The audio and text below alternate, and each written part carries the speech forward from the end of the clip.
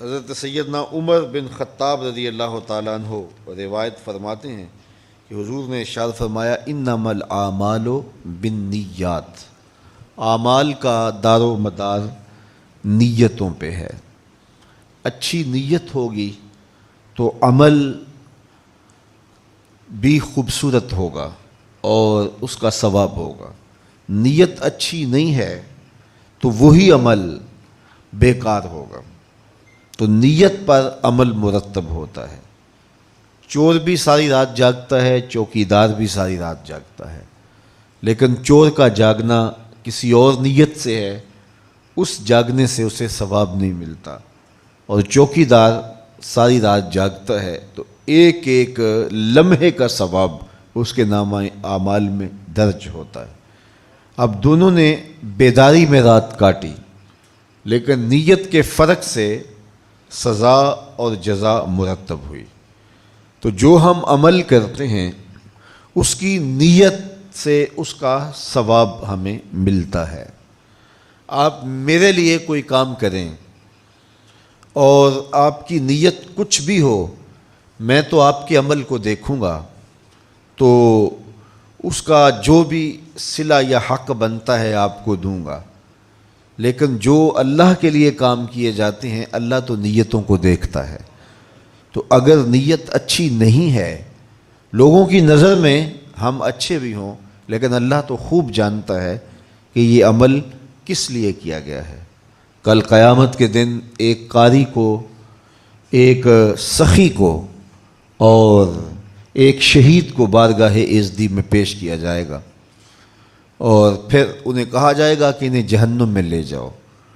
تو وہ قاری قرآن کہے گا مالک ساری زندگی میں نے قرآن کی نوکری کی، تو کیا مجھے جہنم کا حکم دیا گیا ہے؟ تو فرمایا جائے گا کہ تو نے اس لیے خدمت کی کہ لوگ تجھے تحسین کریں، واہ واہ کریں، اور اس سے تو نذرانے بٹورے، سو وہ تو نے جو چاہا وہ تجھے مل گیا، اب آخرت میں تیرا کوئی صلہ نہیں ہے۔ پھر شہید کو کہا جائے گا، بلایا جائے گا اور کہا جائے گا اس کو جہنم میں ڈال دو۔ تو وہ عرض کرے گا مالک میں نے جان جیسی متاع عزیز تیری راہ میں لٹا دی۔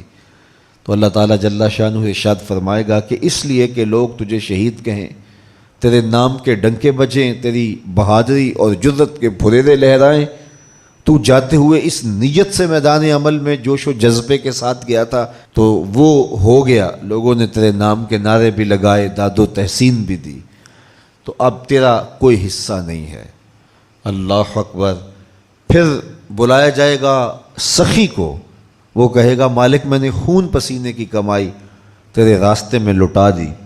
تو ارشاد فرمایا جائے گا کہ داد و تحسین سمیٹنے کے لیے، سخی کہلانے کے لیے، اور وہ تجھے کہہ دیا گیا اور تیری وہ شہرت دنیا پہ تجھے حاصل ہو گئی، اب آخرت میں تیرا کوئی حصہ نہیں ہے۔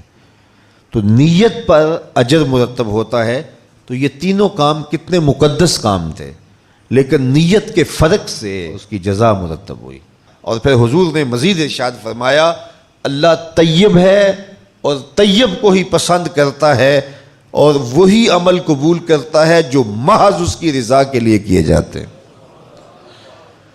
تو وہ عمل جو محض اللہ کی رضا کے لیے کیا جائے وہی عمل قبول ہے۔ تو میں اور آپ اپنے اعمال کا جائزہ لیں۔ بعض کا بڑی لمبی مشق کرتے ہیں، ہم بڑی لمبی مشقت اٹھاتے ہیں، لیکن نیت کا فرق اس مشقت کو کسی کھاتے میں پڑنے نہیں دیتا۔ تو میں اور آپ سب سے پہلے اپنی نیتوں کا استحضار کریں۔ تو اللہ تعالیٰ جل شانہ ہمیں اس کی توفیق دے، یہ بھی اس سے مانگنا چاہیے۔